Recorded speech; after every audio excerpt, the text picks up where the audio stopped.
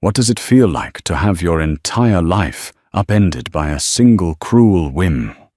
For Audrey Hale, a struggling student and waitress, it felt like the cold, unforgiving pavement of a rainy Chicago night. She was fired, humiliated, and cast aside by a woman who dripped with wealth and disdain, all because of a spilled glass of wine. Audrey lost her job, her dignity, and her hope in one crushing blow. But what that millionaire's girlfriend didn't know was that fate had a shocking reversal in store. She didn't know that the world can turn on a dime, and that the person you step on today might just be the one signing your checks tomorrow. This is a story of how, in just 24 hours, the powerless became the powerful. The air in Aria, a bastion of fine dining nestled in Chicago's Gold Coast, was thick with the scent of truffle oil, old money, and quiet ambition. For Audrey Hale, it was the scent of survival. Every perfectly polished wine glass, every meticulously folded napkin, every memorized detail of the chef's nightly specials was a step towards her degree and a step away from the crushing weight of student loans. Tonight, a Tuesday, was deceptively calm, the low hum of conversation, a gentle symphony that could at any moment crescendo into chaos.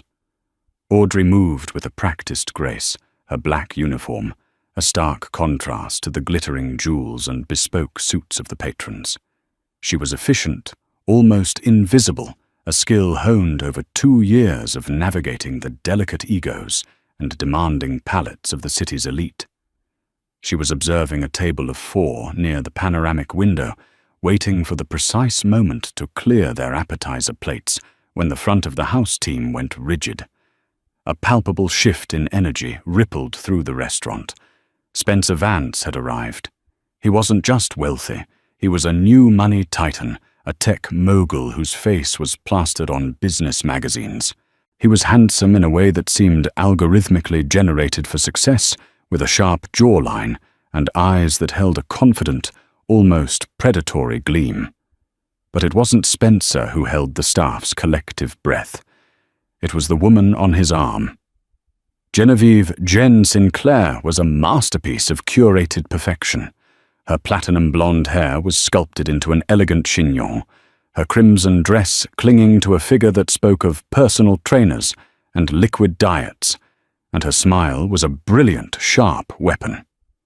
She scanned the room not with appreciation, but with assessment, her eyes cataloguing the value of everything and everyone finding it all wanting. They were seated in Audrey's section. A quiet groan escaped Liam, another server, as he passed her by the service station. "Good luck," he whispered. She sent back a bottle of Chateau Margaux last week because the air felt too humid. Audrey gave a tight, professional smile. "It's just another table, Liam." But she knew it wasn't. She approached the table, her notepad in hand, her posture exuding a calm she did not feel. "Good evening. My name is Audrey, and I'll be your server tonight. May I start you with some water for the table? Perhaps a sparkling San Pellegrino." Spencer barely looked up from his phone, but Genevieve's eyes raked over Audrey, a slow, dismissive appraisal. "We'll take a bottle of the Perrier Jouet Belle Époque, the 2012, and make sure it's properly chilled. Not cold chilled. There's a difference." Her voice was a low, honeyed drawl, laced with steel. "Of course," Audrey replied, her tone even. The evening unfolded like a slow-motion car crash. Every interaction was a test. Genevieve questioned the provenance of the scallops, debated the fat content of the foie gras, and held her wine glass up to the light, inspecting it for microscopic flaws. Audrey navigated each challenge with unflappable professionalism, her smile never faltering, her answers always ready. She was determined not to give this woman an inch. The main courses had just been served. Spencer was engrossed in a story, his hands gesticulating wildly as he described a recent corporate acquisition. Audrey was approaching with the wine bottle to top off their glasses, her movements fluid and precise. It happened in a split second. As she tilted the bottle over Genevieve's glass, Spencer's arm shot out his hand, knocking Audrey's wrist with surprising force. The pale gold champagne arced through the air, a beautiful tragic spray that landed directly on the silk sleeve of Genevieve's crimson dress. A collective gasp seemed to be sucked from the air around the table. The lively restaurant chatter died, replaced by a tense, ringing silence. Genevieve looked down at her stained sleeve as if she'd been physically assaulted, her face a mask of polite boredom, moments before contorted into a snarl of pure fury. Her head snapped up, her blue eyes locking onto Audrey's. "You clumsy, incompetent little girl," she hissed, her voice low and venomous, yet carrying across the now silent dining room. Audrey froze, the bottle still in her hand. "Ma'am, I am so incredibly sorry. It was an accident. Mr. Vance, do not blame him." Genevieve cut her off, rising slightly from her chair, a queen addressing a peasant. "I saw you. You weren't paying attention. This dress is custom Valentino.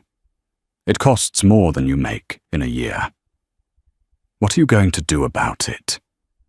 Spencer, looking mortified, finally chimed in. "Jen, honey, it's all right. It was my fault. I was talking with my hands." "Don't you dare defend her, Spencer." Genevieve seethed, turning her fury on him for a brief moment before redirecting its full force back to Audrey. "This is what happens when they let just anyone work in a place like this. I want to speak to your manager. Now." Audrey's training kicked in. De-escalate, apologize, absorb. "Of course. Please allow me to get you some club soda and salt. We can have this sent to our preferred dry cleaner, first thing in the morning at the restaurant's expense." Dry cleaner. Genevieve let out a laugh that was sharp and cruel. "You think a dry cleaner can fix this? You have ruined it. You have ruined my entire evening."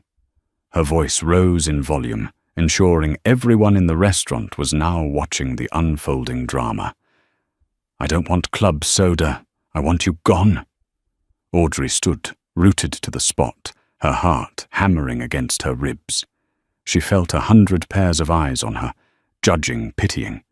The humiliation was a physical thing, a hot flush that spread from her neck to her cheeks. She could feel her composure, the professional shield she had so carefully constructed, beginning to crack. Mr. Henderson, the restaurant manager, was already gliding towards the table, his face a practiced mask of concern. He was a man perpetually caught between placating wealthy patrons and protecting his staff, a balancing act that had eroded his spine over the years. "Is there a problem here, Ms. Sinclair?" he asked, his voice smooth as butter. "There is a problem," Genevieve said, pointing a perfectly manicured finger at Audrey. "This waitress has destroyed my dress with her incompetence and then tried to blame your guest. I find her presence offensive. I want her fired." The final two words hung in the air, cold and absolute. Fired. Over a splash of wine. Mr. Henderson's practiced smile faltered. He looked from Genevieve's furious face to Audrey's pale, shocked one. He saw Spencer shifting uncomfortably, refusing to meet anyone's eye. The power dynamic at the table was clear. The storm had broken, and Audrey was standing right in the center of it. Mr. Henderson's office was a small, windowless cube in the restaurant's basement, smelling faintly of stale coffee and desperation. It was a stark contrast to the opulent theater of the dining room upstairs. Here, under the buzzing fluorescent lights, reality was stripped of its garnish. Audrey stood before his desk, her hands clasped so tightly her knuckles were white. The thrumming bass of the restaurant's sound system vibrated through the floor, a mocking reminder of the world from which she had just been ejected. Mr. Henderson sank into his worn leather chair, letting out a long, weary sigh. He loosened his tie and rubbed his temples, avoiding her gaze. "Audrey," he began, his voice strained. "You know Ms. Sinclair and Mr. Vance are among our most important patrons. His company holds its annual gala here. That's a 6-figure event. Mr. Henderson, I understand that—" Audrey said, her own voice steady despite the tremor in her hands. "But it was an accident. Mr. Vance himself said he bumped my arm. I followed protocol. I apologized. I offered a solution. It's not about what happened, Audrey. You know that. It's about what they want to happen," he said, finally looking at her. His eyes were filled with a tired resignation that she found more insulting than anger. It was the look of a man who had long ago traded his principles for a steady paycheck. She demanded it, in front of the entire dining room. "So because a wealthy woman throws a tantrum, my job is on the line. That's not fair." The words felt small and hollow in the tiny office. The concept of fairness seemed like a luxury Arya couldn't afford. "Fairness is a matter of perspective," Henderson mumbled, shuffling papers on his desk. "My perspective is that if I lose the Vance account, the owners will have my head. Your perspective is that you're being wronged. Her perspective is that her $5,000 dress is ruined." "That dress is not worth my livelihood," Audrey retorted, a spark of defiance flashing in her eyes. "To her it is," he said flatly. "And in this business, her perspective is the one that pays the bills." A sharp knock on the door made them both jump. Spencer Vance filled the doorway, his large frame seeming to shrink in the cramped space. He looked deeply uncomfortable, his confident demeanor from the dining room completely gone. He was holding a black credit card holder. "I just wanted to settle the bill," he said, his voice low. He glanced at Audrey, a flicker of guilt in his eyes. "And to say, look, I'm really sorry about that. It was my fault. Jen, she gets a little worked up." Audrey stared at him. Here it was, the moment for him to do the right thing, to assert the truth and put an end to this madness. "Mr. Vance," she said, her voice pleading, "please just tell Mr. Henderson what happened, that you knocked my arm." Spencer's eyes darted from Audrey to Henderson and back again. He swallowed hard, the silence stretching out. He was a titan in the boardroom, a man who could make or break companies with a single decision. But in this small basement office, faced with the fury of his girlfriend, he was a coward. "It all happened so fast," he said the words, a weak, evasive stream. "I'm sure it was just an unfortunate accident. Everyone's a little at fault." The betrayal hit Audrey like a physical blow. He wasn't just refusing to help. He was actively muddying the waters, validating Genevieve's narrative to save himself from an uncomfortable conversation. He was choosing the path of least resistance, and she was the collateral damage. Mr. Henderson, seeing his out, seized it. Well, there you have it. An unfortunate situation all around. He stood up, the authority returning to his posture. The decision had been made. "Audrey, I'm afraid I have to let you go. We can't risk alienating patrons like Mr. Vance and Ms. Sinclair. It's a business decision. Nothing personal." "Nothing personal," Audrey repeated, her voice cracking. "I'm losing my job, the job that pays my rent and my tuition. How is that not personal?" "I'll see to it you get 2 weeks severance," Henderson said, already in dismissal mode. "And we won't contest your unemployment claim. Now, if you'll please collect your things from your locker." Spencer had the decency to look ashamed. He placed the bill folder on the desk and looked at Audrey one last time. "I'm sorry," he whispered again, a pathetic, useless apology. He turned and fled the office, escaping back to his world of consequence-free actions. Audrey felt a cold, hard numbness settle over her. The fight had gone out of her, replaced by a profound sense of disillusionment. She had done everything right. She had been polite, professional, and patient. She had worked hard, covered extra shifts, and never complained. And in the end, none of it mattered. Her value, her entire existence in this place, could be erased by the whim of a cruel, rich woman and the spinelessness of the men around her. She didn't say another word to Henderson. She turned and walked out of the office, her head held high, refusing to give him the satisfaction of seeing her cry. She walked through the clattering, chaotic kitchen, where the staff averted their eyes, already aware of her fate. She cleaned out her small locker, stuffing her worn sneakers and a spare apron into her backpack. As she pushed through the restaurant's back door into the alley, the city's damp, chilly air hit her.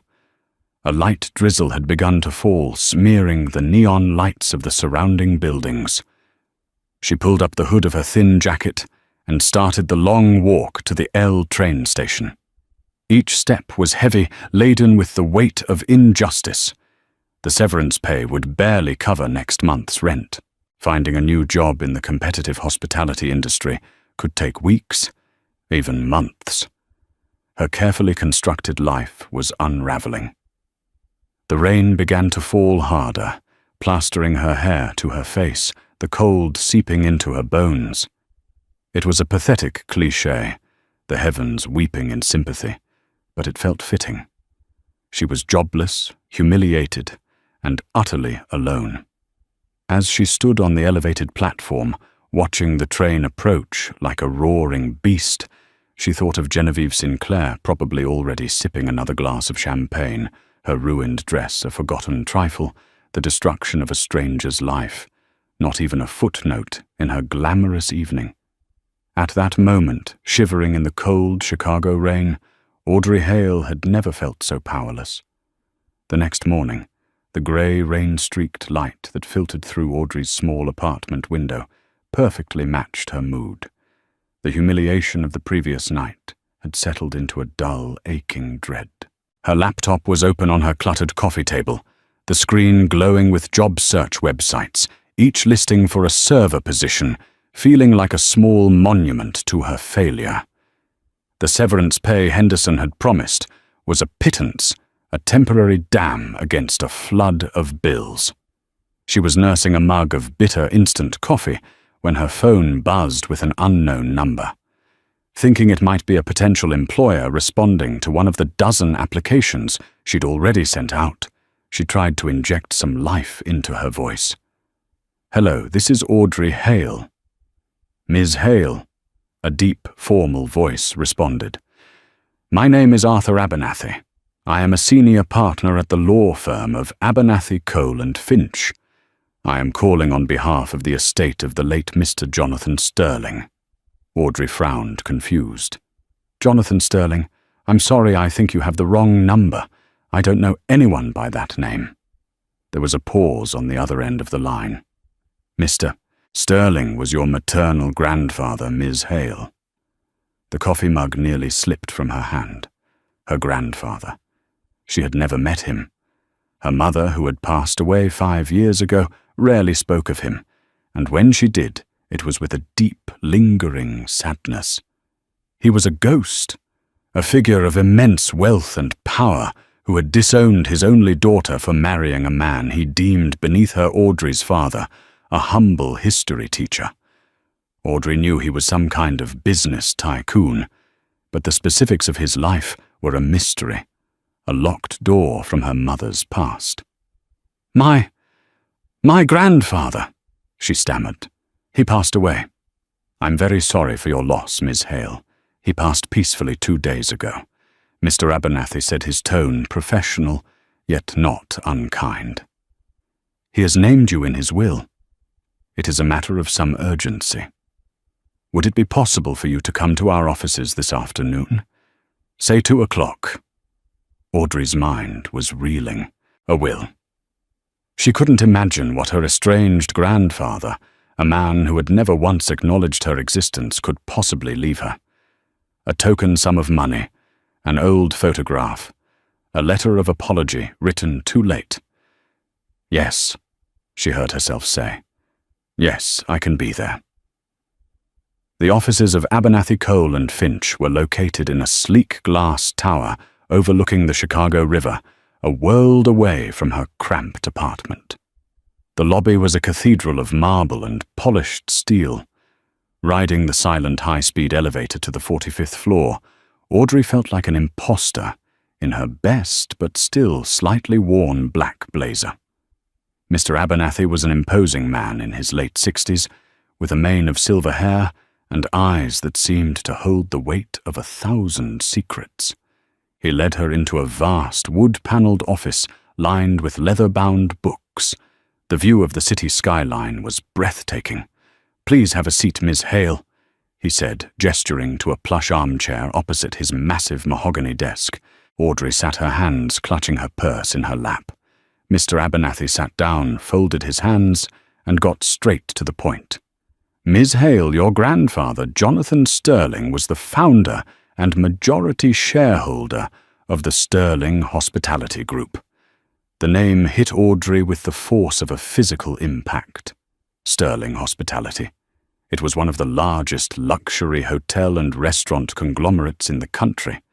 They owned 5-star hotels, exclusive resorts, and a portfolio of critically acclaimed restaurants, including a chic Michelin-starred establishment in the Gold Coast, including Aria.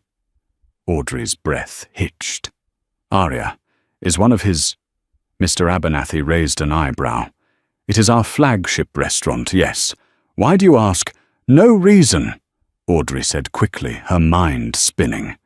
The irony was so staggering, so cosmically cruel, it was almost laughable. She had been fired from her own grandfather's restaurant.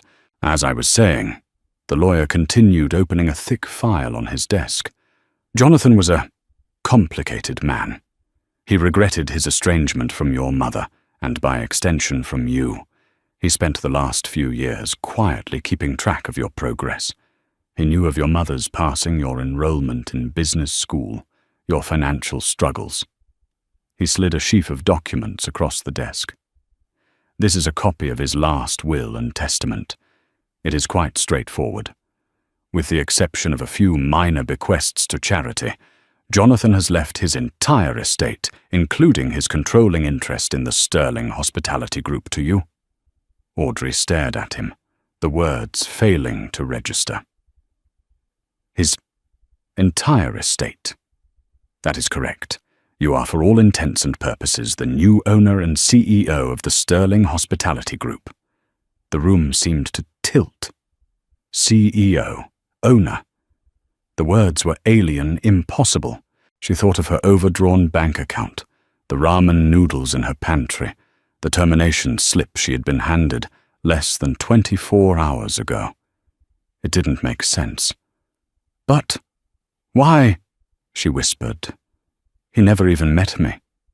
"He believed in blood," Mr. Abernathy said simply, "and he believed in character, which brings me to the will's primary condition, a rather unorthodox stipulation." He peered at her over his glasses. "Jonathan was a firm believer that one couldn't lead without understanding the foundation upon which the business is built. The will stipulated that for you to inherit, you must have completed 1 full year of employment in a service-level position at one of his establishments without revealing your identity." Audrey's jaw dropped. "He knew I was working at Aria. He orchestrated it," Abernathy clarified. "He instructed his board to ensure a position was available when you started looking for work 2 years ago. He wanted you to see the company from the ground up, to understand the staff, the customers, the daily grind. He considered it the most important part of your education. Your termination last night was an unforeseen complication, but you have more than fulfilled the time requirement. The inheritance is legally and irrevocably yours." Audrey leaned back in the chair, her head swimming. It was too much. The grandfather she never knew had been watching over her, manipulating her life like a grand chess master.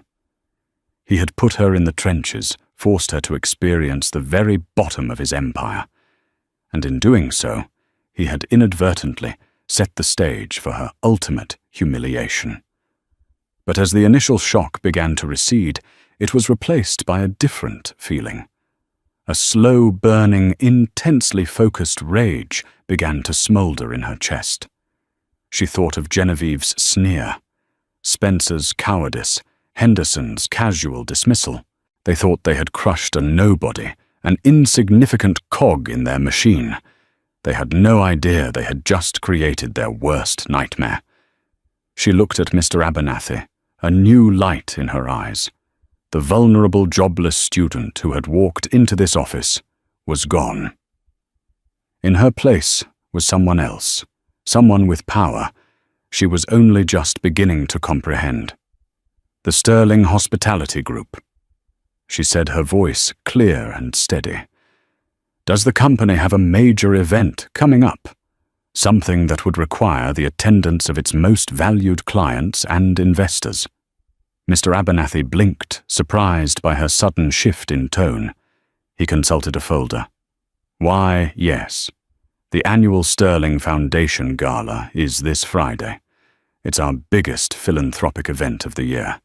It's being held at Aria. A slow, cold smile spread across Audrey's face. Aria. Of course it was at Aria. Fate, it seemed, had a flair for the dramatic. Mr. Abernathy, she said, leaning forward. Cancel all my appointments for the rest of the week. I have a gala to prepare for. It's time the new CEO made her official debut. The next 48 hours were a whirlwind, a crash course in a life Audrey could never have imagined. Mr. Abernathy proving himself to be more than just a lawyer, but a seasoned consigliere, guided her through the initial dizzying steps of her new reality. She was whisked from the law office to a sprawling penthouse apartment atop one of the Sterling hotels, a place with floor-to-ceiling windows that looked down on the city like a map of her new kingdom. Her meager belongings from her old apartment were collected and delivered looking comically out of place amidst the minimalist luxury. Her first meeting was with the Sterling Hospitality Group's executive board. It took place in a sterile, intimidating boardroom on the top floor of their corporate headquarters. The 6 board members, all men, all over 50, all dressed in immaculate, tailored suits, regarded her with a mixture of shock, skepticism, and thinly veiled condescension. They had known Jonathan Sterling as a titan, a ruthless and brilliant leader. They saw Audrey as a child, a waitress who had won the lottery. Ms. Hale began a stern-faced man named Robert Croft, the interim CEO. While we respect Jonathan's final wishes, you must understand that running a multi-billion-dollar corporation is complex. We have a structure in place. Perhaps you'd consider taking on a more symbolic role and allow the experienced leadership to continue managing daily operations. Audrey stood at the head of the long, polished table, the same spot where her grandfather must have sat 1,000 times. She had spent the entire previous night poring over the company's recent quarterly reports, financial statements, and market analyses that Mr. Abernathy had provided. She was exhausted, but a strange electric energy coursed through her veins. It was the energy of purpose. "Thank you for your concern, Mr. Croft," she said, her voice, calm and measured, echoing in the silent room. "But my grandfather didn't put me in this chair to be a symbol. He put me here to lead. I've spent the last 2 years on the floor of your flagship restaurant. I've seen the waste in the kitchen. I've heard the staff's legitimate grievances about scheduling software, and I've experienced firsthand how our customer is always right. Policy can be weaponized against our own employees. We have a 22% staff turnover rate at our fine dining establishments, which is 8% above the industry average. That costs us millions in recruitment and training annually. So with all due respect, I believe my perspective is not only valuable, it's essential." The board members stared their skepticism, momentarily replaced by stunned silence. They had expected a frightened girl. They were met with a woman who had done her homework. Audrey pressed her advantage. "I have no intention of making sweeping changes overnight. I am here to learn. But I am also here to rule. My first official act will be to introduce myself to our community at the Sterling Foundation Gala on Friday night. Until then, I expect all of you to continue your duties. A full strategic review will commence next Monday morning. You are all dismissed." She delivered the final line with an authority that surprised even herself. The board members, momentarily thrown off balance, gathered their papers and filed out of the room, leaving Audrey alone at the head of the table. She sank into the leather chair, her heart pounding. It had worked. She had held her own. The rest of her time was a blur of fittings and briefings. A personal shopper from Neiman Marcus arrived at her penthouse with racks of clothing, transforming her wardrobe from that of a struggling student to a corporate executive. She chose a gown for the gala, a stunning midnight blue creation by a renowned designer. It was elegant, powerful, and understated. It was armor. She met with the head of security, the head of PR, and the gala's event planner. She learned the names and faces of the city's most powerful figures who would be in attendance. And with a casual inquiry to the event planner, she confirmed what she already suspected. A table had been reserved for Spencer Vance and his guest Genevieve Sinclair. They were, after all, some of Aria's most valued patrons. Her plan was simple, yet audacious. It wasn't just about revenge. That felt too small, too petty for the scale of what had happened. This was about a fundamental shift in power. It was about justice. It was about showing them and the entire world she now inhabited that the worth of a person is not determined by their job title or the price of their dress. On the afternoon of the gala, she made a phone call. "Liam, it's Audrey Hale." There was a surprised silence on the other end of the line. "Audrey, oh my God, are you okay? We were all so worried. What Henderson did was... it was awful." "I'm fine, Liam. Better than fine, actually," she said, a small smile playing on her lips. "Listen, I need a favor. I know you're scheduled to work the gala tonight." "Yeah, of course. What do you need?" "I need you to make sure you are the one assigned to Spencer Vance's table," she instructed. "And no matter what happens, no matter who says what, I need you to have your phone discreetly recording audio. Can you do that for me?" Liam was confused but loyal. Sure, I can do that." "Audrey, what's going on?" "You'll see," she said. "Just think of it as a little insurance. And Liam, your loyalty is about to be rewarded. I promise you that." She hung up, a sense of calm resolve settling over her. All the pieces were in place. The stage was set at Aurea, the very scene of her humiliation. The actors were all preparing to play their parts, completely unaware that the script had been rewritten and the director had been changed. She looked at her reflection in the vast window overlooking the city. The scared, defeated waitress was gone. In her place stood the CEO of Sterling Hospitality Group. The Queen was ready for her gambit. The evening of the gala, a string of black cars lined the street outside Aria, depositing Chicago's elite onto a plush red carpet. The restaurant had been transformed. The dining tables were gone, replaced with elegantly decorated cocktail rounds and a large stage for the charity auction. A string quartet played softly near the entrance, and waiters, Audrey's former colleagues, circulated with trays of champagne and hors d'oeuvres. The air buzzed with power influence and the clinking of glasses. Audrey arrived not through the main entrance, but through a private rear door, accompanied by Mr. Abernathy and her new head of security, a stoic man named Frank. She was led to a small private office upstairs, the same one Mr. Henderson used to conduct his business. From a small monitor displaying the security feeds, she could watch the guests arrive. She saw them all, the titans of finance, the political figures, the society doyens dripping in diamonds. She watched her former co-workers move through the crowd, their faces set in professional, pleasant masks. She saw Liam looking nervous, but determined position himself near the main bar. And she saw Mr. Henderson puffed up with self-importance, greeting guests at the door like a proud ringmaster. He had no idea the circus was about to be turned on its head. At precisely 8 o'clock, she saw them. Spencer Vance and Genevieve Sinclair. Spencer looked handsome and confident in a classic tuxedo. Genevieve was a vision in a shimmering silver gown, her blonde hair swept up diamonds sparkling at her throat. She moved through the room with an air of supreme entitlement, as if she owned the place. The irony made Audrey's lips curl into a tight smile. "Are you ready, Miss Hale?"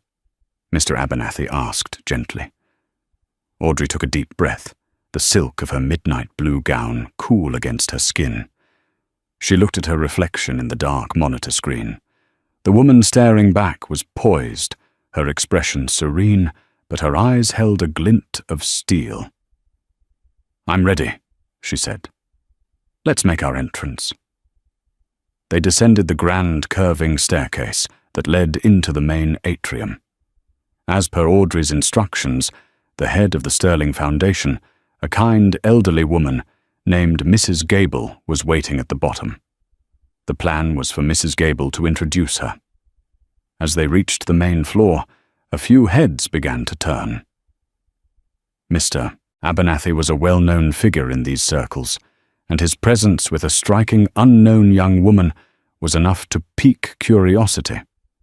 Mr. Henderson spotted them and immediately began bustling over his face, wreathed in a sycophantic smile aimed squarely at Mr. Abernathy. "Mr. Abernathy, a pleasure to have you. I don't believe we've had the please." He stopped dead. His eyes fell on Audrey. His brain seemed to short-circuit for a moment, unable to reconcile the image of the waitress he had fired with the elegant woman standing before him. His jaw worked silently, his face paling. Audrey met his gaze and gave him a small, icy smile. "Mr. Henderson," she said, her voice quiet but clear. "We've met." Before he could stammer a reply, Mrs. Gable stepped forward and tapped a glass for attention. "Ladies and gentlemen, may I have your attention? Please." A hush fell over the room. "As you all know," Mrs. Gable began, her warm voice filling the space, "we are here tonight to support the wonderful work of the Sterling Foundation. But tonight is also a momentous occasion for the Sterling Hospitality Group. We are here to officially welcome our new leader. Following the sad passing of our visionary founder, Jonathan Sterling, the board is honored to introduce his chosen successor. It is my profound pleasure to introduce to you all the new chairwoman and CEO of the Sterling Hospitality Group, Ms. Audrey Hale." A wave of shock rippled through the crowd. The name was unknown, but the real explosion happened amongst the Aria staff. Waiters stopped mid-stride, trays trembling in their hands. Bartenders froze, bottles poised over glasses. Liam stared, his mouth agape, a slow grin spreading across his face as he subtly activated the recording app on his phone. Mr. Henderson looked as if he had been struck by lightning. His face was a mask of pure, unadulterated horror.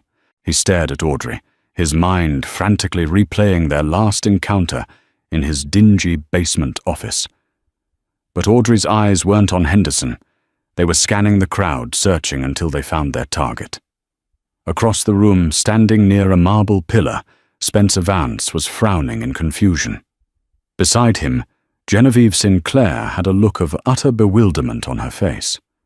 She was whispering something to Spencer, likely asking who this nobody was. And then Audrey turned her head slightly, letting the light catch her face fully. Their eyes met across the glittering room. Recognition dawned on Genevieve's face, followed by a flash of contemptuous disbelief, which quickly melted into pure, sickening dread. The champagne glass in her hand trembled, a perfect poetic echo of the one Audrey had spilled. She understood. In that single silent moment of eye contact, she understood everything. The polite scattered applause that had started for the unknown CEO faltered as people began to notice the silent, intense drama unfolding. Audrey held Genevieve's terrified gaze for a long moment before gracefully turning to the crowd. She took the microphone from Mrs. Gable. "Thank you, Mrs. Gable," she said, her voice amplified throughout the silent restaurant. "It is an honor to be here. I know my appointment is a surprise to many of you, but I can assure you I have a deep personal connection to this company. In fact, my education in the Sterling method began right here on this very floor." She let that statement hang in the air, her gaze sweeping over the crowd before landing once again on Genevieve and Spencer. The trap was set. Now it was time to spring it. A confused murmur rippled through the assembled guests.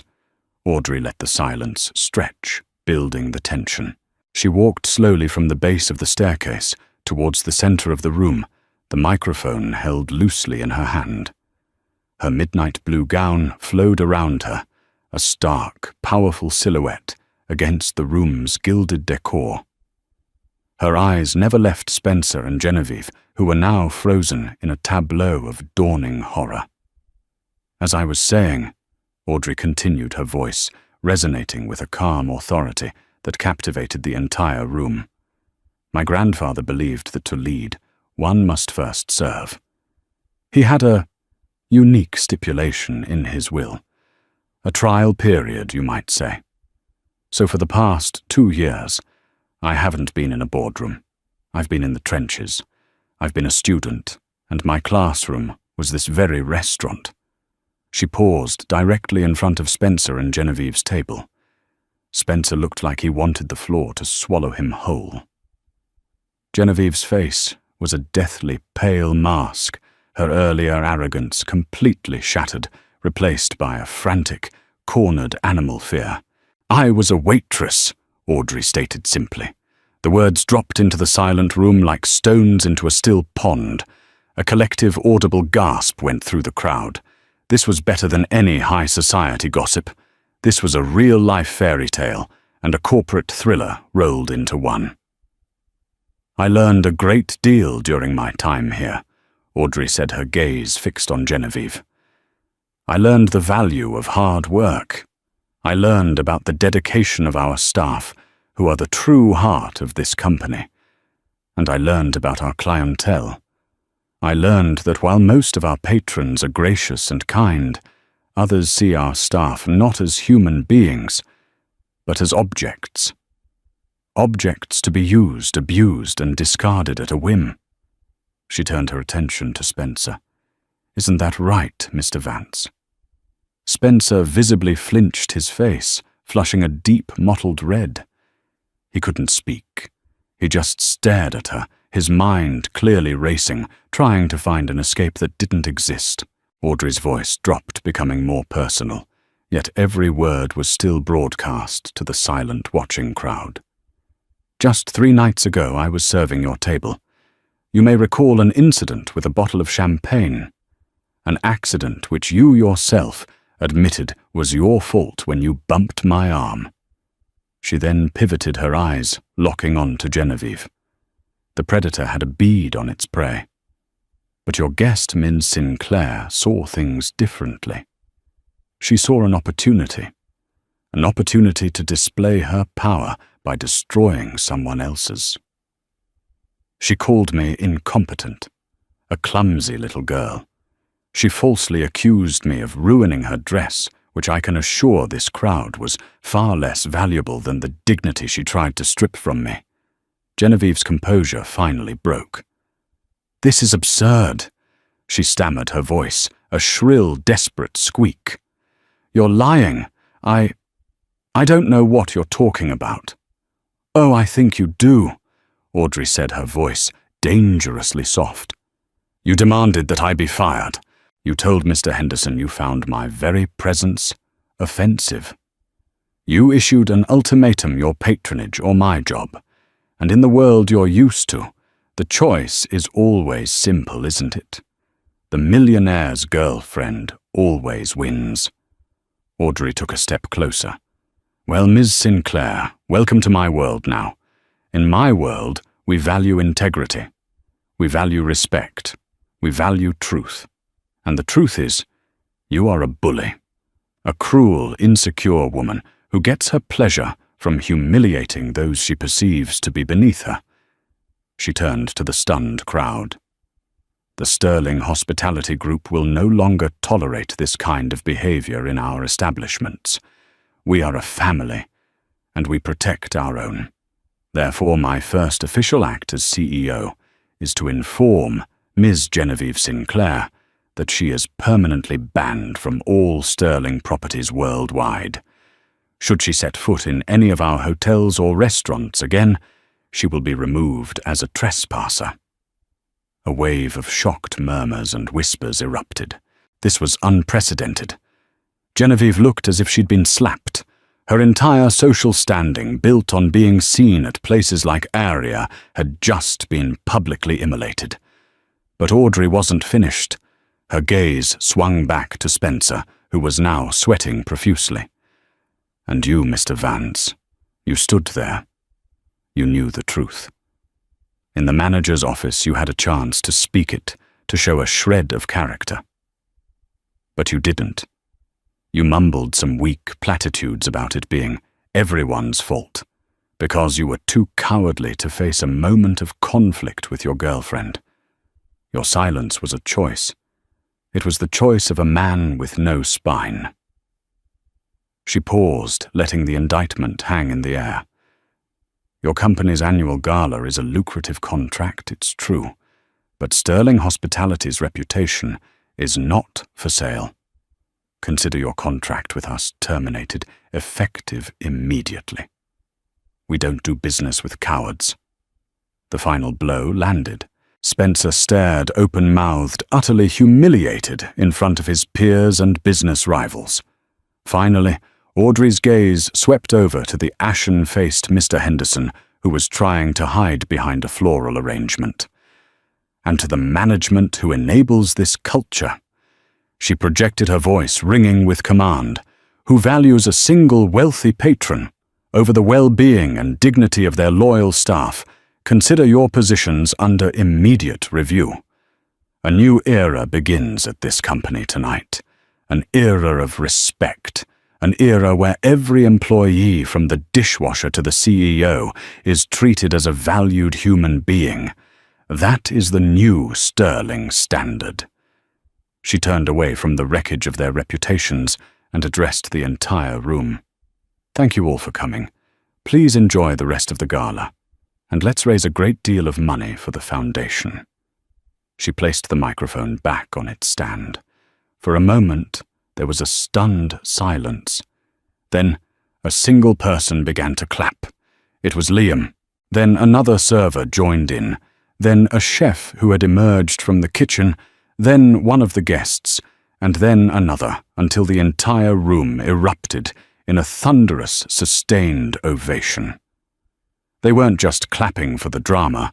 They were clapping for the raw, cathartic display of justice they had just witnessed. Genevieve, her face a mess of tears and fury, grabbed Spencer's arm and practically dragged him towards the exit, 100 pairs of eyes following their walk of shame. Audrey watched them go, not with triumph, but with a cool, quiet finality. The reckoning was complete. The sun rose over Lake Michigan, painting the sky in hues of orange and rose. From her new office on the 50th floor of the Sterling Corporate Tower, Audrey Hale watched the city awaken. The view was even more spectacular than the one from the penthouse. It was a view of possibilities, of challenges, of an empire that was now hers to command. The scent of fresh coffee filled the air, a vast improvement over the instant sludge she had lived on for years. The past week had been a crucible. The gala had sent shockwaves through Chicago's business and social circles. The story of the waitress-turned-CEO was on every news outlet and gossip blog, a modern-day Cinderella story with a ruthless corporate edge. The recording Liam had made was never needed. The 100-plus witnesses at the gala were more than enough. Genevieve Sinclair had reportedly left the city her social life in tatters. Spencer Vance had issued a public apology through his PR firm, a hollow, self-serving statement that Audrey had instructed her own team not to even acknowledge. He had called her private line twice, his messages filled with desperate pleas to reconsider their contract appeals to her better nature.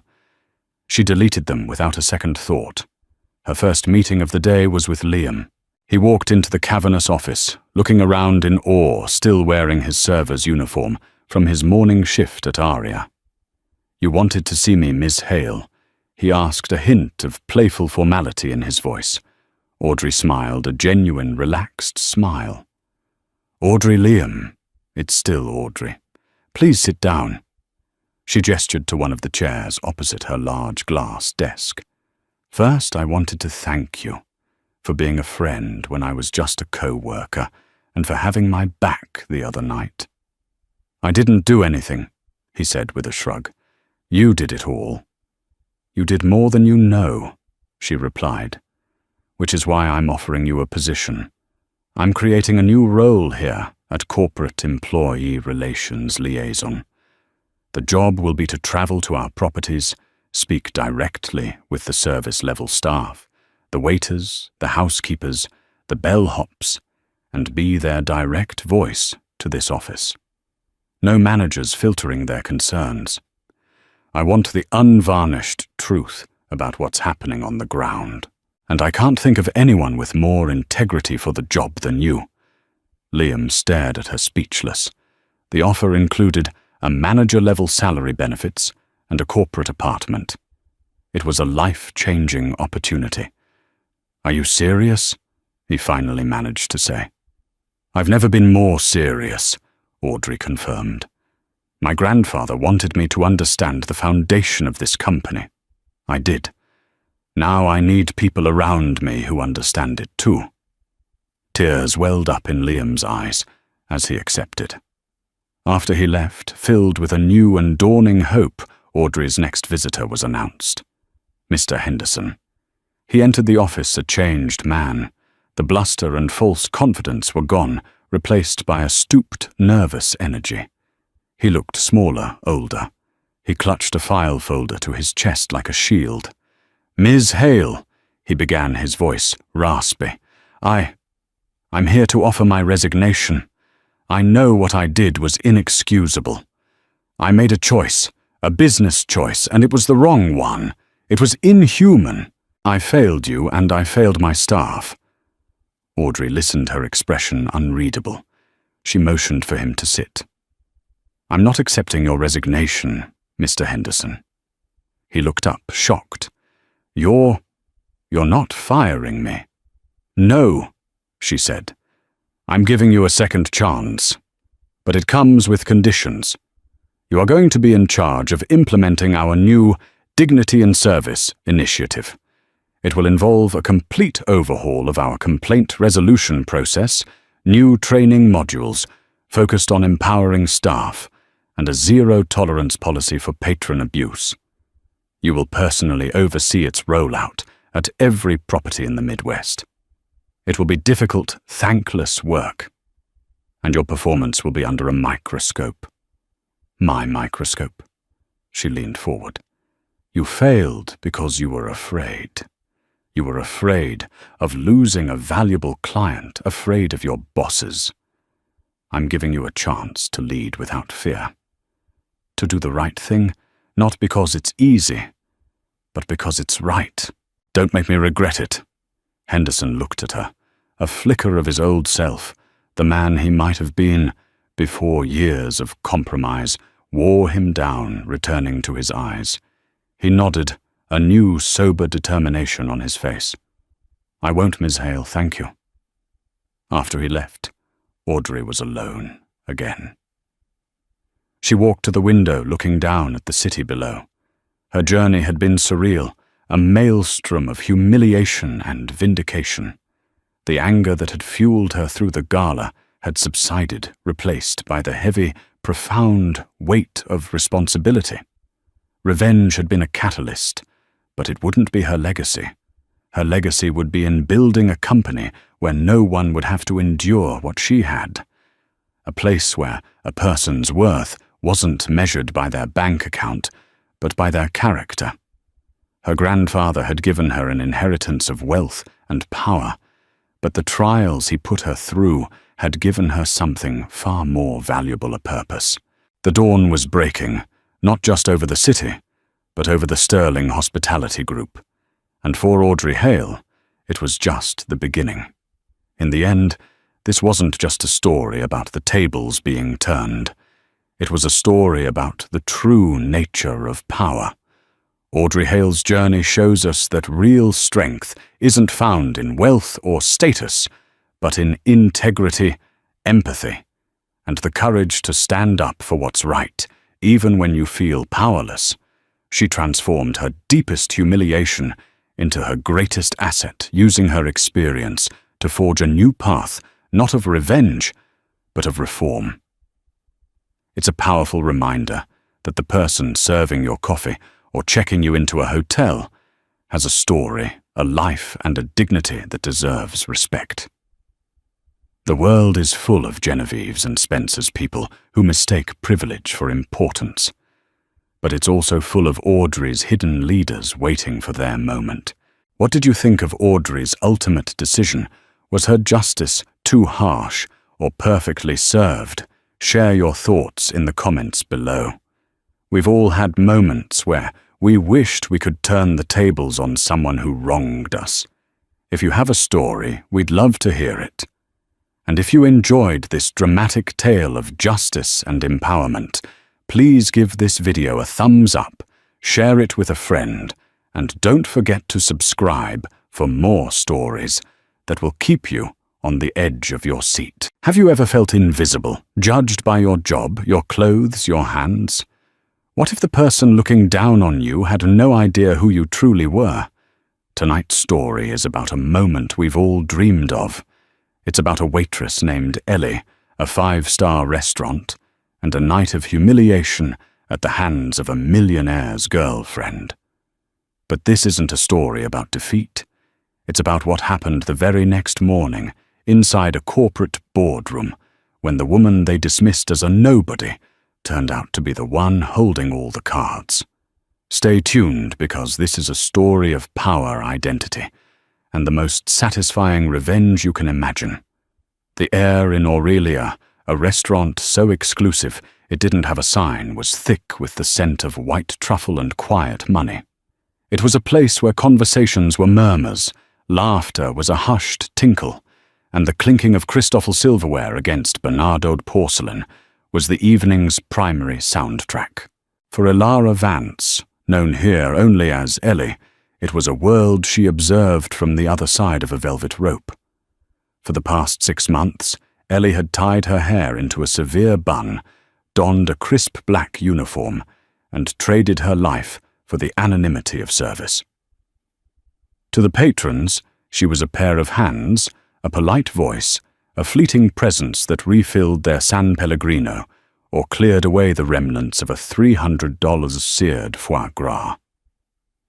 None of them knew that the simple silver locket tucked under her uniform collar was a Van Cleef & Arpels piece, a final gift from her parents.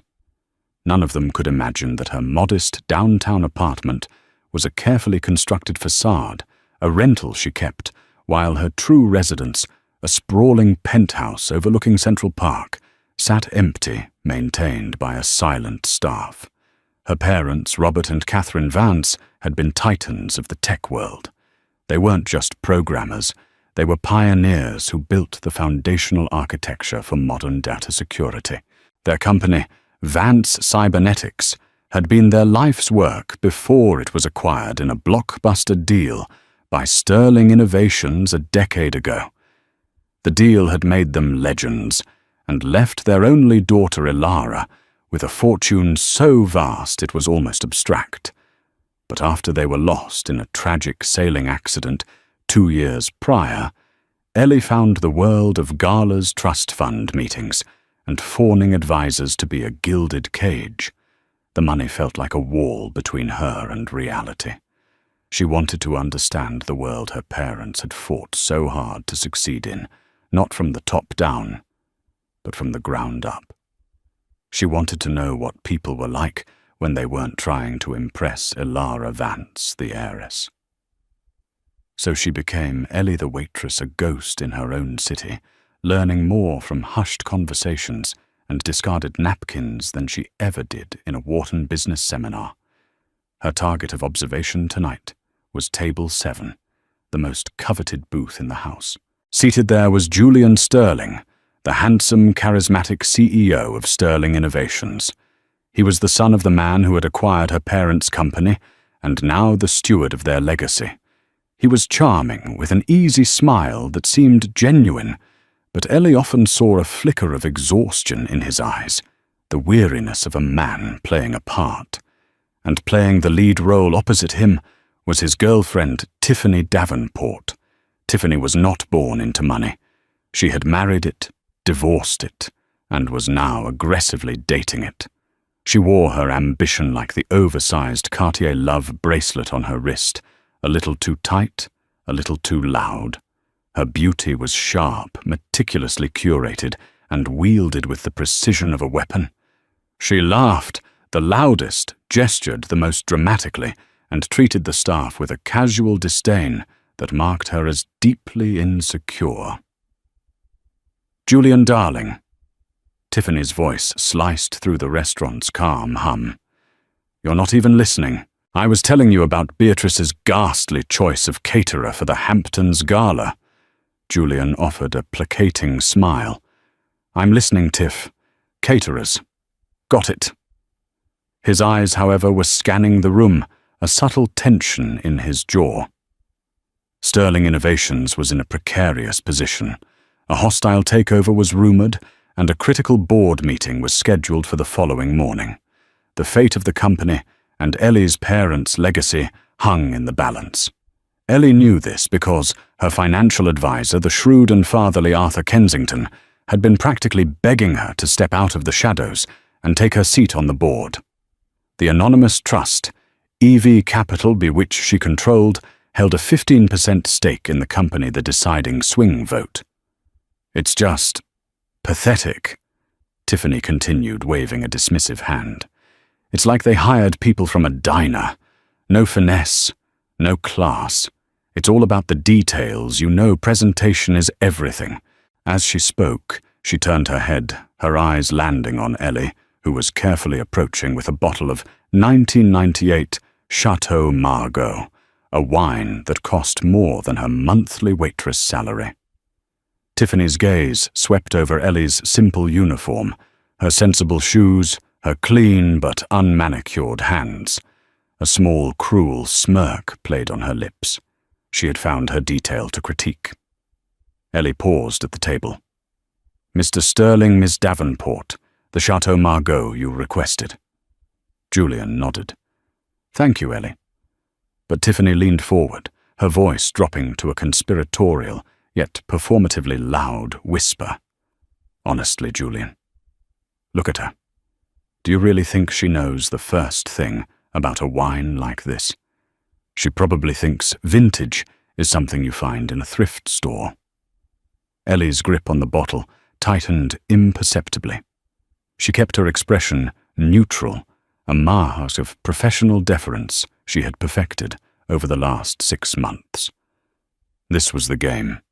To be invisible, to be nothing, to observe. But tonight, the game was about to change. The humiliation began as a slow burn. Tiffany watched Ellie's every move with the predatory focus of a hawk. As Ellie prepared to decant the wine, Tiffany held up, a hand stopping her mid-motion. "Let me see your hands," she demanded. The request was so unexpected, so jarring that for a second Ellie simply stared. Julian shifted uncomfortably in his seat. "Tiff, what are you doing?" I'm ensuring quality control." Tiffany said, her eyes locked on Ellie's. "An establishment of this caliber should have standards. One expects pristine presentation from the food to the staff." She gestured impatiently. "Your hands." "Now." Fighting back a wave of indignation, Ellie slowly extended her hands, palms down. They were clean, her nails short and practical. They were the hands of someone who worked. There was a small faded scar on her right knuckle from a childhood fall, a tiny imperfection Tiffany's eyes immediately snagged upon. Chipped nail polish is one thing, but scars, and look at those cuticles, she scoffed, turning to Julian. "It's unappetizing. It's simply not what one pays for." Each word was a carefully aimed dart. Ellie felt the eyes of the adjacent tables turning towards them, the low hum of the restaurant, faltering as a pocket of uncomfortable silence formed around table 7. She could feel a hot flush creeping up her neck, but her face remained a calm, impassive mask. She had endured condescension before, but this was different. This was a public dissection, a performance for an audience of one Julian. "Tiffany, that's enough," Julian said, his voice low and firm, though he made no move to truly intervene. He was embarrassed, but not enough to cause a scene with the woman beside him. It was a failure of character that Ellie noted, with a cold, clear sense of disappointment. Ellie slowly retracted her hands. "My apologies, if my appearance is not to your satisfaction." "Madam, shall I proceed with the wine?" Her composure seemed to infuriate Tiffany more than any emotional outburst would have. "Yes, proceed," Tiffany snapped, leaning back with an air of theatrical boredom. "Try not to spill any. I'm sure it's worth more than your entire apartment." Ellie picked up the heavy bottle. Her hands were steady. Her movements were precise, practiced. She began to pour the deep ruby liquid into the crystal decanter, the rich aroma of black-currant cedar and violet filling the air. She was focused on the task, on blocking out the venomous presence beside her. And that's when Tiffany moved. It was a small, almost imperceptible motion. A slight extension of her leg, a tap of her stiletto against the leg of the small service table Ellie was using. The table wobbled just enough. The neck of the bottle tipped, and a splash of the priceless red wine arced through the air, landing directly on the pristine white silk of Tiffany's blouse. A collective gasp went through the nearby tables.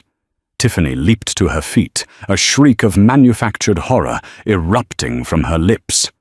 "You clumsy idiot, look what you've done! This is custom-made Valentino." Chaos erupted. The manager, a perpetually flustered man named Mr. Dubois, rushed over. Julian was on his feet, dabbing at Tiffany's blouse with his napkin, which only smeared the stain.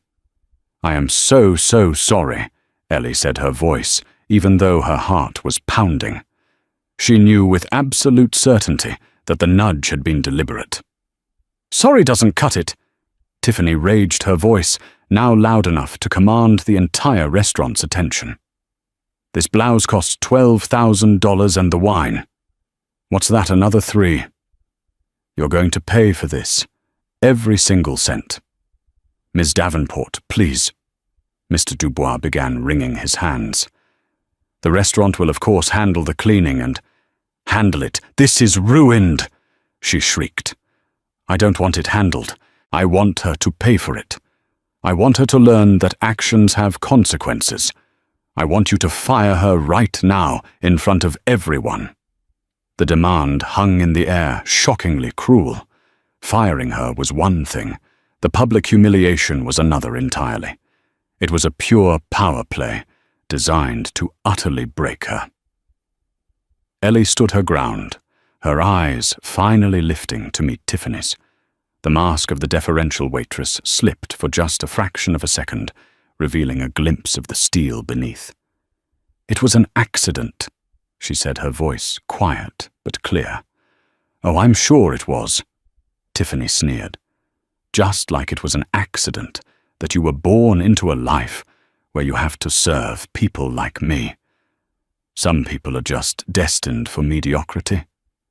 Julian finally stepped in, placing a hand on Tiffany's arm. "Tiff, that's completely out of line. Let's just go." He pulled out his black Amex card. Mr. Dubois put the cost of the blouse and the wine on my bill. "We're leaving. Ellie, I apologize for this." His apology was weak, blanketed by his haste to escape the scene.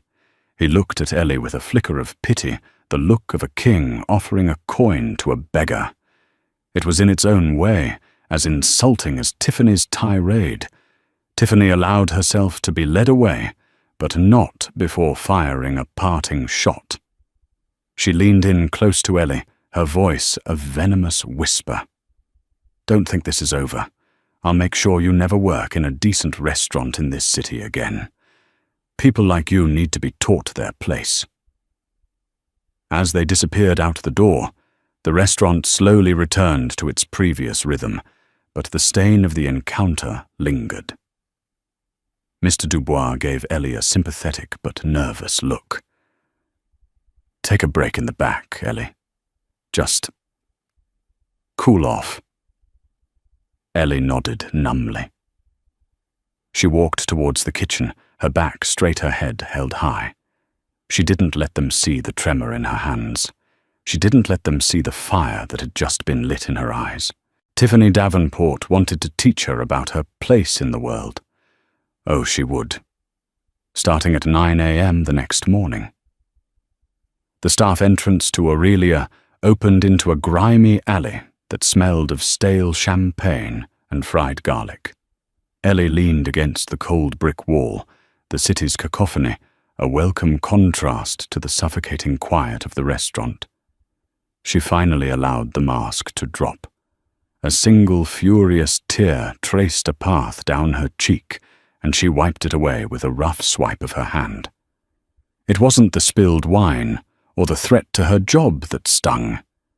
It was the raw, unveiled contempt, Tiffany's belief that a person's worth was stitched into the label of their blouse. And worse, it was Julian's passive complicity. He was the head of a company built on her parents' genius, a company whose ethos was supposed to be about innovation and integrity. Yet he had stood by and watched a person be dismantled for sport. She took a deep breath, the anger solidifying into something cold and hard resolve. Her 6-month experiment was over. She had seen what she needed to see. The world from the ground up was hard-working, resilient, and often invisible. The world from the top down was complacent, entitled, and blind. And the company that connected them both, Sterling Innovations, was being led by a man who couldn't even stand up to his girlfriend in a restaurant. Her phone buzzed. It was Arthur Kensington. She answered, her voice still tight. "Elara, I saw you on the schedule for tonight. Are you all right?" Arthur's voice was warm, laced with the concern of a man who had known her since she was in pigtails. He had been her father's closest friend, and was now the fierce guardian of her estate. "I've had better nights, Arthur," she said, walking out of the alley and hailing a taxi. She gave the driver the address to her modest rental, a force of habit. "What happened?" She recounted the entire sordid affair, the comments about her hands, the deliberate trip, Tiffany's tirade, Julian's weakness. She left nothing out. Arthur was silent for a long moment. When he spoke, his voice was like ice. "That woman is a piranha in a Gucci dress. And Julian Sterling. I am profoundly disappointed. Robert would be too. He just stood there," Ellie said, the memory still fresh. "He let it happen." "Inaction is a form of action, my dear," Arthur said grimly. "Which brings me to my next point. I know you're tired, but I need to see you. Not at the apartment, at the penthouse. We have the board meeting at 9 a.m. The wolves are circling Sterling Innovations, and your hibernation is officially over. An hour later, Elara Vance stepped out of the private elevator directly into her real home. The penthouse was a testament to her parents' taste, modern minimalist, with floor-to-ceiling windows that offered a godlike view of the Manhattan skyline. The impersonality of the space used to bother her. Tonight it felt like armor. Arthur was waiting for her in the study, a glass of Macallan 25 in his hand, and a stack of files on the polished marble table. He was impeccably dressed in a Savile Row suit, his silver hair neatly combed. He looked every bit the powerful attorney he was. "Welcome home, Elara," he said gently. Or should I say, welcome back. She sank into a leather Eames chair, the exhaustion of the night hitting her all at once. She wanted me fired for being clumsy. "Tomorrow," Arthur said, sliding a file across the table, "you're going to show them what real power looks like. This isn't about revenge on some vacuous shrew, Elara. This is bigger. Our intelligence from Goldman Sachs confirms that Harrison Shaw of Cybercorp is making a play. He's been buying up shares through shell corporations, and we suspect he has a mole on the Sterling board. He plans to initiate a hostile takeover gut, the R&D department, your father's pride and joy, and sell the company for parts." Ellie opened the file. It was filled with financial projections, shareholder analytics, and biographies of the board members. Her mind, sharp and analytical, a trait inherited directly from her parents, began to process the information. The waitress persona fell away, completely replaced by the astute businesswoman she was raised to be. "Shaw's been a vulture for years," she murmured, scanning a report on his recent acquisitions. "And the board is weak. Their old money mostly concerned with quarterly dividends. They'll fold the moment he applies real pressure." "Precisely," Arthur said, "except for one thing he hasn't accounted for. EV Capital. He and Julian Sterling think it's just some faceless institutional investor. They have no idea it's controlled by one person. They have no idea that person is the daughter of the man whose genius they're all living off of. Your 15% stake, combined with the 8% held by loyalists to your father's memory, gives us a 23% voting block. It's enough to block the takeover and dictate the company's future." Ellie looked up from the files, her gaze meeting Arthur's. The last vestiges of the timid waitress were gone. "They've been protecting my identity. No one on the board knows who Evie is." "No one," Arthur confirmed. "Your parents set up the trust with impenetrable layers of privacy. As far as the world is concerned, Elara Vance is just a reclusive heiress living off her inheritance. No one suspects you have any interest or control in the business." She stood up and walked to the window, looking down at the glittering city. Down there, Julian Sterling was probably placating Tiffany, promising to buy her a new Valentino blouse. They saw the world in such small terms: possessions, status, petty slights. They had no idea what was coming. "All right, Arthur," she said, her voice ringing with newfound authority. "Get my clothes ready. I want the navy blue Tom Ford power suit, and schedule a call with the head of my proxy team. I want to be fully briefed before we walk in there." She turned from the window, a wry, humorless smile on her face. "Ms. Davenport wanted to teach me about my place. Tomorrow I'll be teaching Julian Sterling about his. He's the CAO. He's supposed to be a leader. And a leader's first responsibility is to protect his people and his company. He failed on both counts tonight." Julian Sterling loosened his tie as his Rolls-Royce Phantom glided through the silent, pre-dawn streets of Manhattan. The argument with Tiffany had been explosive. He had dropped her at her apartment, the air in the car still crackling with her fury. It wasn't just about the waitress. It was about his lack of theatrical outrage on her behalf. "You should have had her fired, Julian. It shows weakness," she had seethed. "It shows basic human decency, Tiffany. He'd shot back, the words tasting foreign in his own mouth.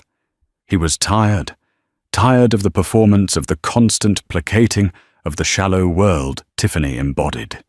The image of the waitress Ellie was seared into his mind. Her quiet dignity in the face of such ugliness had been more powerful than any of Tiffany's histrionics. There was a depth in her eyes, a flicker of something intelligent and unbreakable that had unsettled him. He felt a profound sense of shame for his own cowardice. But shame was a luxury he couldn't afford this morning. He strode into the monolithic glass and steel tower of sterling innovations, his stomach in a knot. The 40th floor boardroom was already beginning to fill up. These were the titans of industry, the silver-haired men who sat on half a dozen boards and had known his father. Men like Marcus Thorne, the stoic board chairman, and Richard Davies, a cantankerous but brilliant financier who had been with the company for 30 years. His COO, David Chen, met him by the coffee station, his face grim. "The rumors are true," David said in a low voice. "Our sources at Morgan Stanley confirmed it. Harrison Shaw is behind the recent stock surge. He's coming for us." Julian's blood ran cold. Harrison Shaw was a corporate raider of the old school, a man who saw companies not as living entities, but as collections of assets to be stripped and sold. "How much does he have?" "We think he controls close to 18%, David said. "If he can sway Davies and the other undecideds, he'll have enough to force a vote of no confidence in you and install his own people." "And what about EV Capital?" Julian asked the question he'd been asking for weeks. "Any word on who they are?" David shook his head. "Still a ghost. They've been acquiring shares, slowly, quietly, for over a year. They're now the second largest shareholder after the Sterling Family Trust. They hold 15%. They're the kingmaker in this whole mess. Whoever they side with wins. And they won't communicate. Not a word," David confirmed. "We've sent feelers through every back channel we have. Their lawyers are a brick wall. All we know is that the trust is managed by Arthur Kensington." The name rang a bell. Kensington, the Vance family's lawyer. "The very same," David said. "We thought it might just be a portfolio decision diversifying the Vance estate. We never imagined they'd take an active role." Julian ran a hand through his hair. The Vance legacy. It was the bedrock of the company's most profitable division. The security patents filed by Robert Vance were still years ahead of their time. He felt a pang of guilt. He had taken that legacy and focused on flashy consumer tech, neglecting the core R&D that Robert Vance had championed. He was more focused on quarterly earnings and market perception than long-term innovation. Harrison Shaw knew that. He saw a company that was ripe for the plucking. The board members began to take their seats around the colossal mahogany table. Marcus Thorne called the meeting, to order his voice a low rumble. The initial pleasantries were dispensed with quickly, and the tension in the room became palpable. Just as Marcus was about to introduce the first item on the agenda, the boardroom doors swung open. Everyone turned. Julian expected a junior associate with last-minute documents. Instead, he saw Arthur Kensington, looking as poised and formidable as ever. But it was the person who walked in beside him that made the air leave Julian's lungs.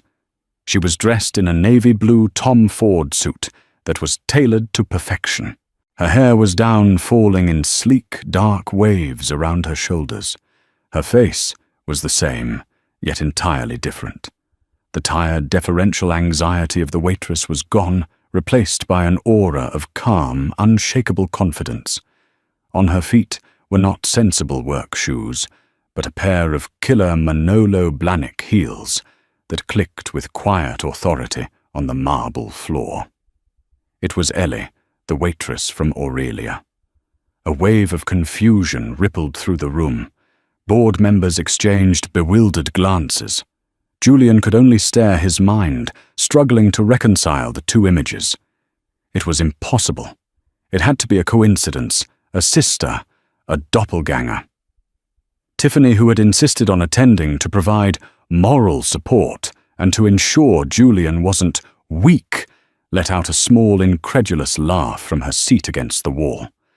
"My God, Julian," she whispered loudly enough for several people to hear. "They let anyone in here, don't they? Is the catering staff making a presentation?" Ellie's eyes, cool and calculating, swept across the room and landed on Julian. There was no anger in her gaze, no hint of revenge. There was something far more unnerving assessment. She was looking at him as if he were a line item on a balance sheet. Marcus Thorne, the chairman, finally found his voice. "Arthur, I trust there's a good reason for this interruption. This is a closed board meeting." Arthur Kensington smiled, a thin, satisfied smile. He placed a hand on Ellie's shoulder. "Gentlemen, my apologies for the late arrival," he said, his voice filling the suddenly silent room. "Allow me to formally introduce my associate. You know her on your ledgers as the principal of EV Capital, the holder of the deciding 15% stake in Sterling Innovations." He paused for dramatic effect, letting the weight of his words sink in. "I would like you all to meet Ms. Elara Vance." Silence. A profound, echoing silence descended upon the boardroom. It was broken only by the soft hum of the climate control system. The dozen or so powerful men seated around the table stared, their expressions a mixture of disbelief, confusion, and dawning comprehension. Julian Sterling felt as though the floor had dropped out from beneath him. Elara Vance. The Elara Vance. The pieces of the puzzle clicked into place with dizzying speed. The anonymous trust, EV Capital, Arthur Kensington, the quiet dignity at the restaurant. It wasn't a waitress he had pitied. It was the reclusive, brilliant daughter of the man whose genius had built a cornerstone of his empire. He had been patronizing his second-largest shareholder. Across the room, Tiffany Davenport's face had gone from smug amusement to a mask of pale, horrified shock. Her mouth opened and closed silently, like a fish out of water. The woman she had called a clumsy idiot, the woman whose hand she had insulted, the woman she had threatened to blacklist from the service industry, was a person of immense wealth and power. The Valentino blouse, the Chateau Margaux, they were trivialities, the pocket change of the woman she had tried to humiliate. Elara's gaze swept over the stunned faces, calm and measured. She exuded an authority that had nothing to do with her suit or her name, but everything to do with the quiet certainty of her position. She and Arthur took 2 empty seats at the table seats that had been reserved for the representatives of EV Capital. Marcus Thorne, the chairman, was the first to recover. He cleared his throat, his face flushing slightly. "Ms. Vance, this is an unexpected honor. We were not aware you took an active interest in the company's affairs." "My interest has always been active, Mr. Thorne," Elara replied, her voice smooth and even devoid of the slightest tremor. "It has until now been silent. I felt it was a good time to change that." Her eyes flickered towards Julian.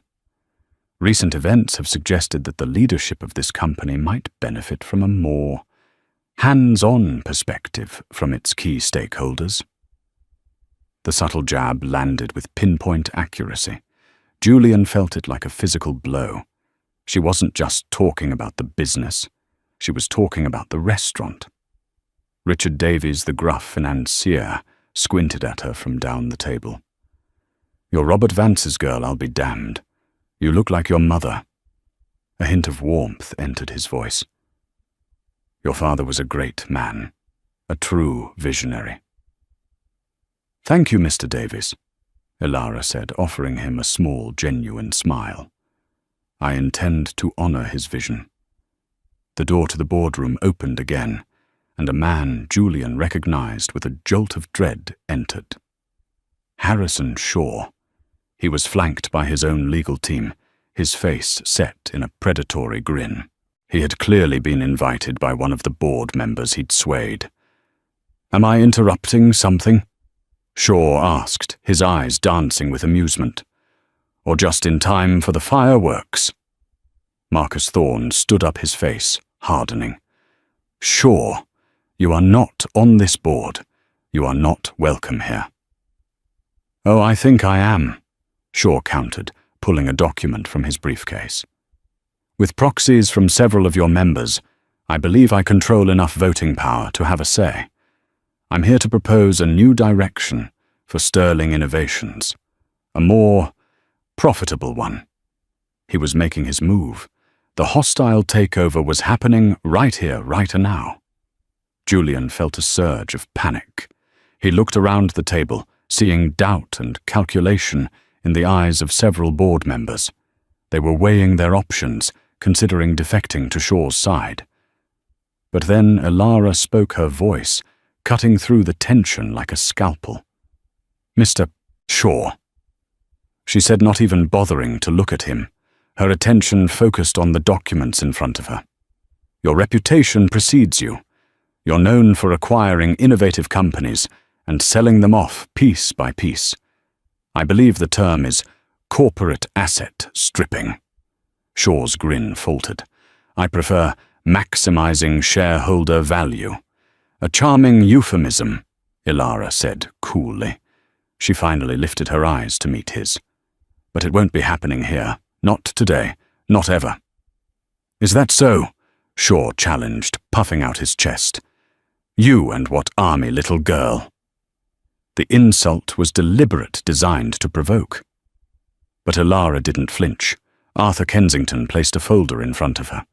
She opened it and addressed the board, her voice resonating with clarity and power. "Gentlemen," she began, "for the past 6 months, I haven't been living in seclusion in the south of France, as the society pages might suggest. I've been conducting my own form of due diligence. I've been working in the service industry. I've been listening. I've heard what your employees say about this company. I've seen how your customers feel about your products. And I can tell you that the foundation my father built is cracking under the weight of complacency and a lack of vision." She paused, letting her words hang in the air.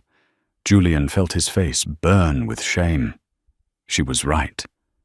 "You've chased short-term gains, prioritized marketing over engineering, and allowed the R&D department, our single greatest asset, to atrophy. That is what made you vulnerable to a predator like Mr. Shaw." "These are baseless accusations," one of the board members protested. "Are they?" Elara countered, her voice hardening. "Then let's talk specifics." And for the next 10 minutes, she did. She laid out a brilliant, scathing analysis of the company's weaknesses. She quoted internal sales figures, referenced specific project delays, and even named key engineers who had left for competitors out of frustration. She demonstrated a knowledge of the company's inner workings that was more profound than that of anyone else in the room, including Julian himself. She had clearly done her homework. When she finished, the room was stunned into silence once more. She had systematically dismantled the current leadership's track record without raising her voice. She then turned her attention back to Harrison Shaw. "So no, Mr. Shaw, I don't have an army. I have something better. I have a 15% stake in this company. Mr. Davies, I know you control 5% and were a dear friend of my father. The Sterling Family Trust holds 20%.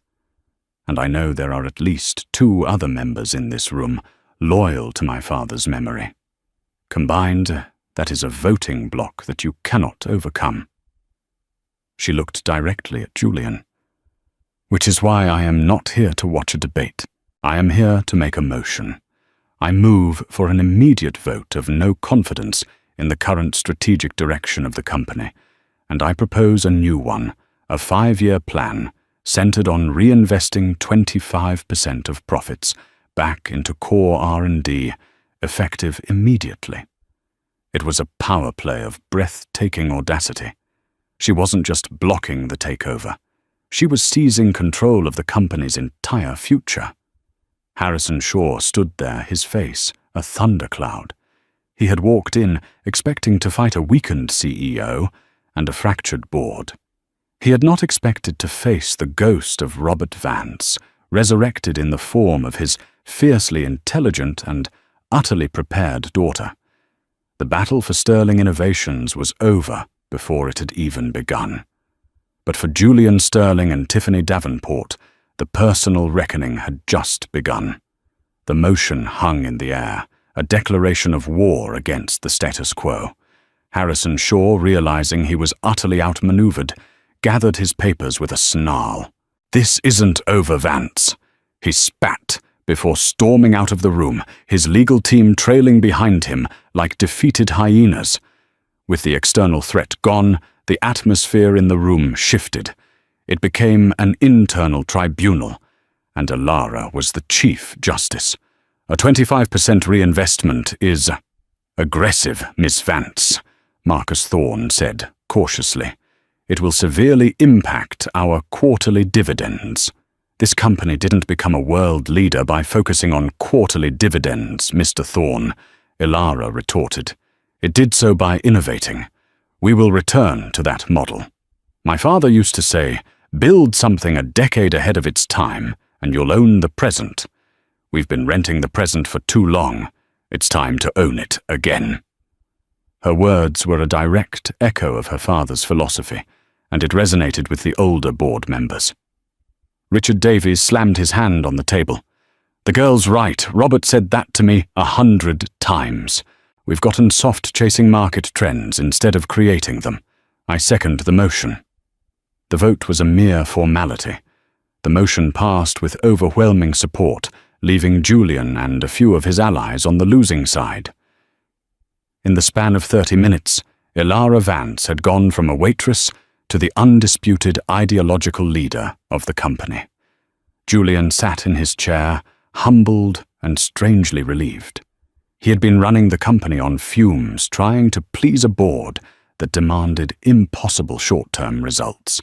Elara's vision was a lifeline, a return to the principles he knew deep down were correct. He had been a manager. She was a leader. His gaze drifted to the corner where Tiffany was sitting. Her face was a canvas of pure, unadulterated terror. She looked small and insignificant, a gaudy accessory in a room where real power was being wielded. She had tried to ruin a woman's life over a wine stain, and that woman now held the fate of her boyfriend's entire career in her hands. As the board members began a heated discussion about the new plan, Elara's attention sharpened. She wasn't finished. "There is one more piece of business," she announced, her voice dropping, drawing everyone's focus once more. Mr. Shaw's takeover attempt was aggressive, but it was also well-informed. He knew exactly which divisions were underperforming and which board members were wavering. His intelligence was too good. A nervous energy filled the room. She was suggesting a leak, a traitor. "While conducting my due diligence," Elara continued, "I came across certain financial irregularities, small, almost undetectable transfers being routed through a series of offshore accounts. It took some of the best forensic accountants from a firm my family retains, Goldman Sachs, to trace them. They originated from a shell corporation owned by Harrison Shaw." She slid a new file to the center of the table. "And they terminated in an account belonging to someone in this room." Every person at the table stiffened. Eyes darted around, suspicion poisoning the air. Over the past year, Elara said, her gaze slowly moving from one face to another, someone at this table has been feeding Harrison Shaw sensitive internal data project timelines, financial weaknesses, personnel files in exchange for millions of dollars, and a promised seat at the head of the new company. She let the accusation settle. Julian's mind raced. Who could it be? Her eyes finally stopped landing on a man who had been with the company for 20 years. A man Julian trusted implicitly. A man who had been a pallbearer at his own father's funeral. "Isn't that right, Mr. Davies?" The entire room gasped. Richard Davies, the gruff, loyal friend of her father, the man who had just enthusiastically seconded her motion. It seemed impossible. Davies erupted in a fit of sputtering rage. "That is an outrageous, slanderous accusation. I have given my life to this company.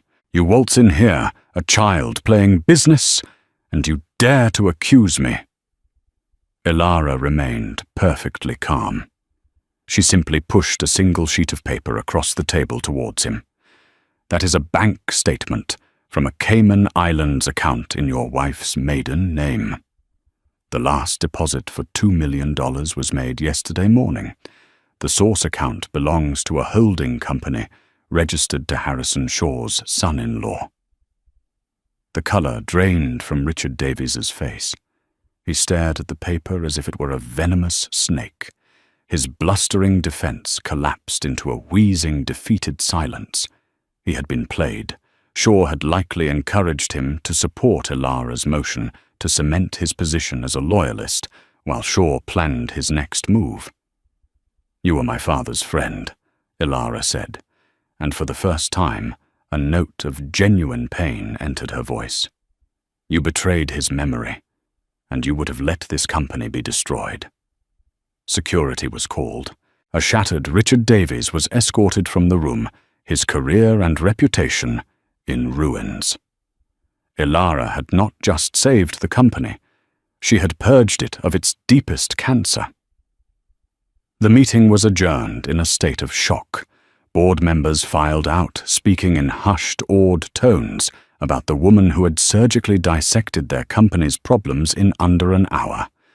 Soon, only 3 people were left in the vast, silent room: Elara, Julian, and Tiffany. Tiffany, finally finding her voice, scurried over to Julian's side. "Julian, darling." She began her voice, a desperate, sycophantic whine. "Isn't she amazing? We should have her over for dinner to celebrate." Elara raised an eyebrow, a look of utter contempt on her face. Julian finally stood up, his face etched with shame. He looked at Tiffany, and for the first time he saw her with absolute clarity. He saw the pathetic, grasping insecurity behind the Cartier bracelets and Valentino silks. He saw the casual cruelty she mistook for strength.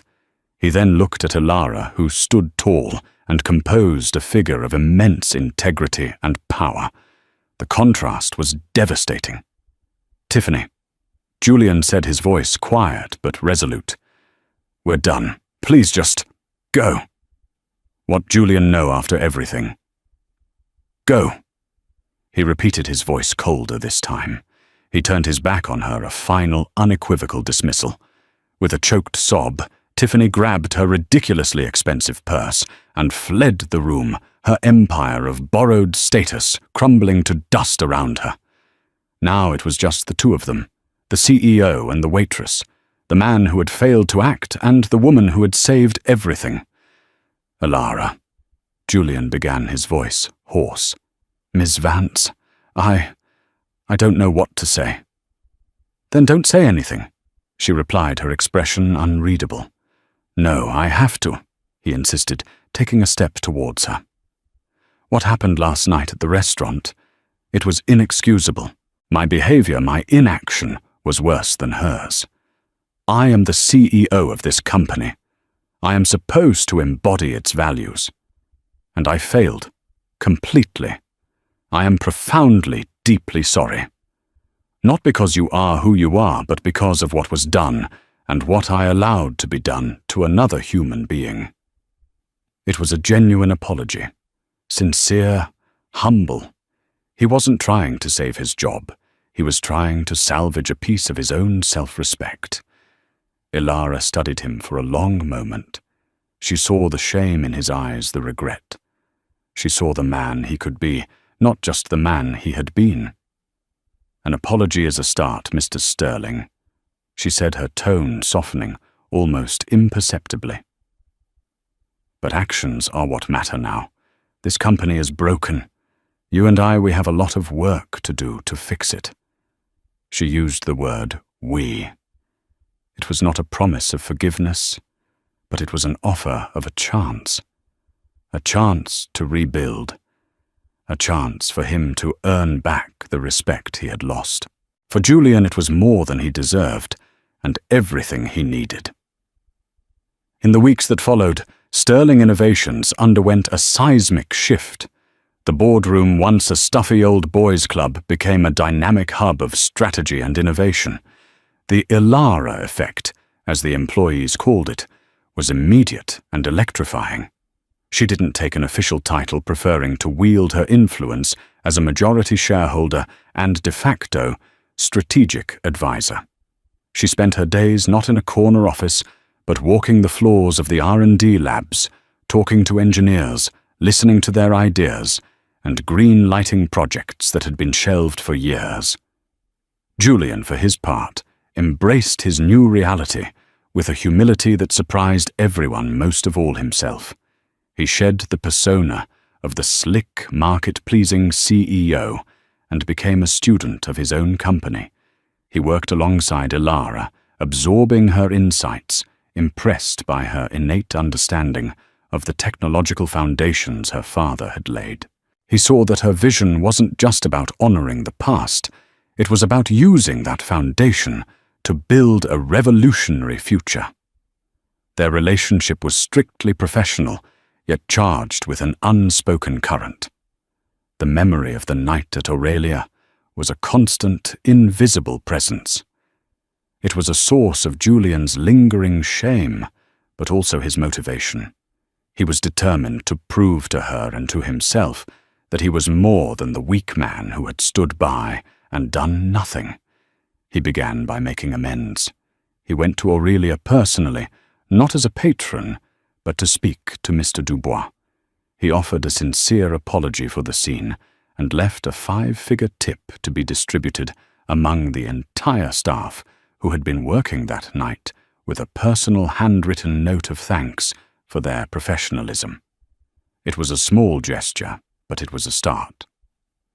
One late evening, as they were the last two left in the office, poring over blueprints for a new data security initiative, Ilara finally broached the subject. "You know," she said, looking up from a complex schematic, "for the first 3 months of working at that restaurant, I enjoyed the anonymity. I felt like I was seeing the real world." Julian stopped what he was doing, giving her his full attention. "And the last 3 months?" "The last 3, she admitted, a wry smile touching her lips. "I just felt tired, and my feet hurt. But I learned something vital. I learned that the people who clean the floors, serve the food, and answer the phones often have a clearer view of an organization's soul than the people in the boardroom. They see the truth. The truth is, I failed a basic test of character that night," Julian said quietly. "Yes, you did." She agreed, her gaze direct but not unkind. "But you've been working to pass a much harder test every day since, rebuilding a company's character." That single sentence was the absolution Julian hadn't even known he was seeking. It was an acknowledgement of his effort, a sign that respect, and perhaps even trust, was being forged in the crucible of their shared work. Their partnership transformed Sterling Innovations. The company culture shifted from one of fear and stagnation to one of excitement and purpose. The best talent which had been bleeding out to competitors started to return. They launched a new suite of security products based on Robert Vance's core patents products that immediately disrupted the market and sent Cybercorp reeling. 6 months after the fateful board meeting, Julian found Ilara on the rooftop deck of the Sterling Tower, looking out at the city skyline. "I just came from a meeting with the board," he said, standing beside her. They've officially approved the R&D budget increase for the next 5 years. Your plan is locked in." "Our plan," she corrected him gently. "Our plan," he agreed with a smile. "Elara, I wanted to ask, now that things are stable, will you be stepping back, returning to your, quiet life?" Elara looked out at the endless expanse of lights, the city she now felt a part of, in a way she never had before. Her experiment had been about finding reality, and in a strange, unexpected way, she had found it here in the heart of the corporate world she once sought to escape. She had embraced her legacy not as a burden, but as a responsibility and a tool for change. "No," she said, turning to him. "I don't think so. I think my place is right here."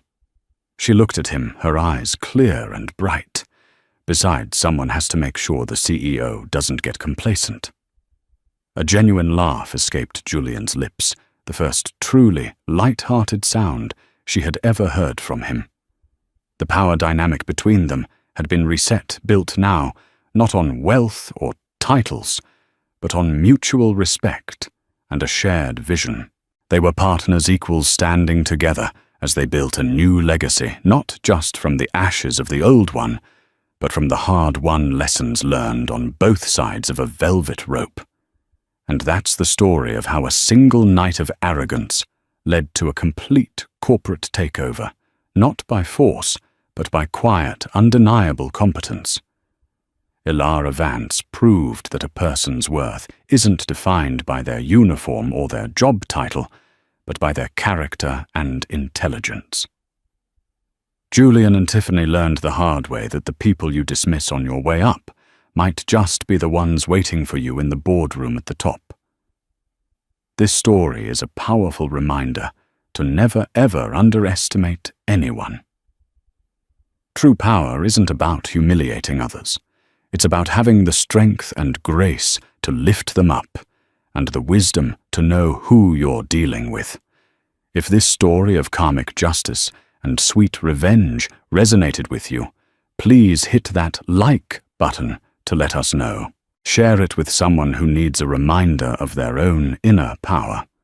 And don't forget to subscribe and turn on notifications so you won't miss our next story. We'd love to hear your thoughts in the comments below. Have you ever experienced a moment like this?